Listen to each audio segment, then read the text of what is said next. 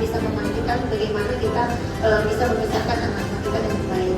Iya, kita juga sudah menyediakan yang dinamakan Puspada, itu untuk pencegahan. Mungkin di Puspada akan ada psikolog yang akan memberikan informasi itu. Melihat keluarga kita yang terjadi sejauh ini.